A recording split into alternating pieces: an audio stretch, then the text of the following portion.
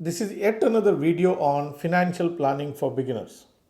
In this video, I am going to talk to you about how to plan and build funds for your children's education. All the things that you have to keep in mind, the mistakes that you should avoid, and everything that you should keep in mind when you are planning for funding your children's education. This is NRI Money Clinic for you, and I am Dr. Chandrakant Bhatt, investment consultant and a financial planner.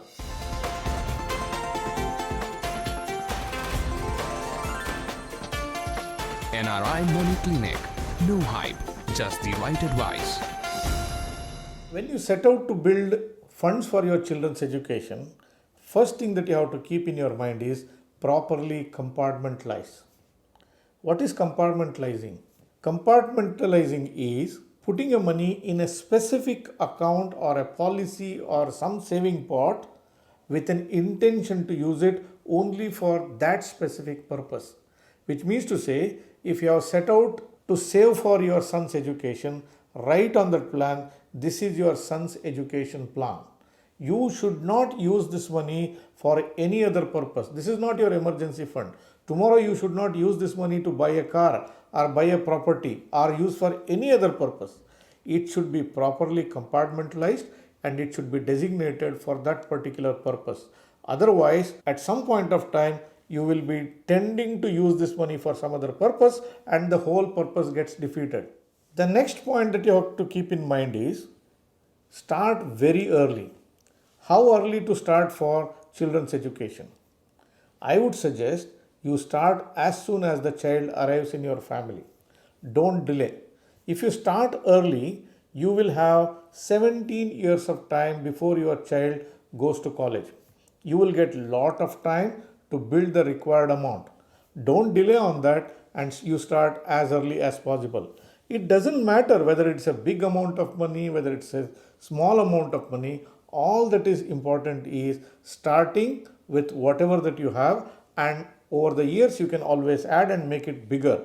So don't forget to start your accumulating money at the earliest possible time. The next point that you have to keep in mind is if you are selecting some plans to invest your money, choose a plan which is illiquid in nature, which means to say you invest in this plan and under no circumstances you will be allowed to get out of the scheme till your child reaches the college or the designated maturity point. If you keep your money in a debt fund of a mutual fund or an equity fund of a mutual fund, or if you put your money in an RD account at the bank, these are not illiquid accounts. And if you are not a very disciplined person, you might use this money somewhere in between. I would suggest it's a good idea to choose illiquid plans which will pay out the money when your children reach the age when they are in the college. When you are saving for children's education, either through an insurance policy or a saving pot or a bank account or whatever could be the accounts, choose proper currency for saving. What I mean to say is, if you are an NRI, it is better you invest in dollars. You will be spending your time outside of the country. Obviously, your children are likely to study outside of India. So they would need dollars. Now you know how the Indian currency is weak and over the years it constantly keeps on depreciating. So at some point of time in future, we do not know whether the dollar is going to be stronger than what it is today or is going to be weaker than this. All that we know is your children are going to study outside of India and they would need dollars. So if you save in the form of dollar, it becomes easier for you to fund the children's education than to depend on the Indian rupees and not knowing what could be the convertibility cost when your children are ready to go to college.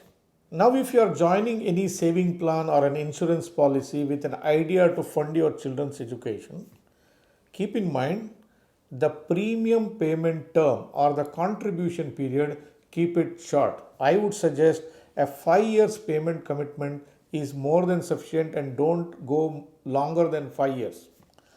Just because there is 17 years of time for your children to reach college, don't accept a premium payment term of more than 5 years. Why do I say this? It is for two reasons.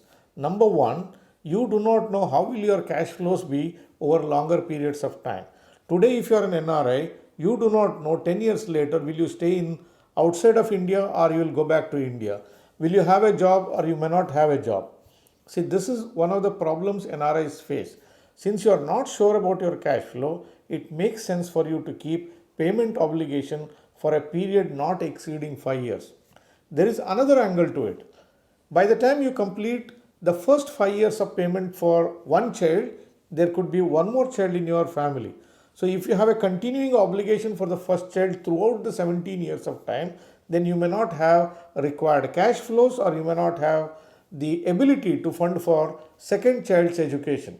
So keeping the premium payment term shorter works in your favor. Now suppose if you have a robust cash flow and you have completed 5 years of your contribution to one of the plans, you can always decide should you open one another plan to further build additional funds for children's education. Now that you have decided to join some saving plan or an insurance policy or any plan with an intention to fund your children's education, keep one thing in mind. Do not join any market related plans. Make sure your plan is guaranteed in its final maturity value. Why do I say this?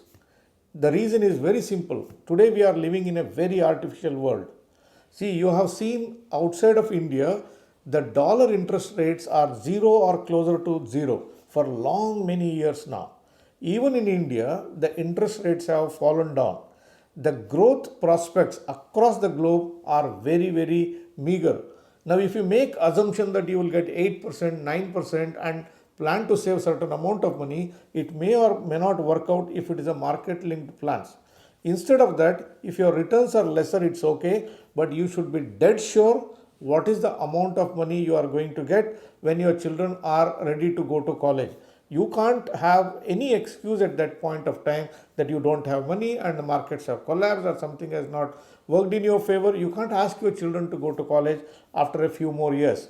So be prepared for this and choose wisely the guaranteed return plans. It doesn't matter if you get a slightly lesser returns. Now, if you decide to join an insurance policy with an aim to build your child's education funding, my suggestion to you is please add waiver of premium benefit to the plan. What is the benefit you get out of this? The benefit that you get is in the event of something happening to the parent, and if he were to be not there in this world, whatever the premium the parent would have paid will be paid by the insurance company. Your child will not have any problem to get the required funds when the child goes to college. Now, instead of joining an insurance policy, you decide to join a saving plan. Idea is funding your children's education.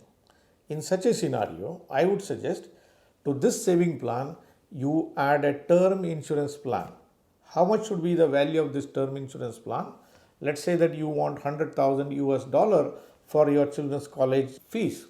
Then buy a term insurance for 100,000 US dollar for a period of 17 years or 20 years or whatever the period you have set in for your children's education funding. Now, don't depend on your main insurance policy, whatever that you have purchased for rest of the purpose. Why do I say this? The reason is very simple. I have seen what happens in the lives of many people. We can't go by simple theories. Many people buy term insurance with the right earnest. Over a period of time, suddenly they stop paying for this term insurance and suddenly they realize they have no insurance left. When it comes to the question of your children, let such a mistake not happen. Only with the purpose of funding your children's education, make sure you add one term insurance to the required amount, to the required duration, only for this particular purpose. Term insurance is very cheap and it is not going to cost you any great deal of money. Dear viewers, if you have an intention to do education planning for your children and you want to set out some plans to fund these educational related expenses, you can make use of my services as well. I have shown my contact number here on the screen. You can reach out to me through a WhatsApp message from any part of the world and I will help you find a proper education plan that suits your budget and that suits your circumstances. Dear viewers, if you have liked the topic that I discussed today, please like this video.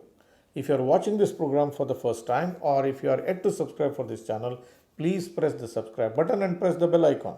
Don't forget to share this video with your near and dear ones. Thank you very much for watching this episode on NRI Money Clinic. I will be back with you with one more topic very, very soon. Press the bell icon for more details and subscribe our channel.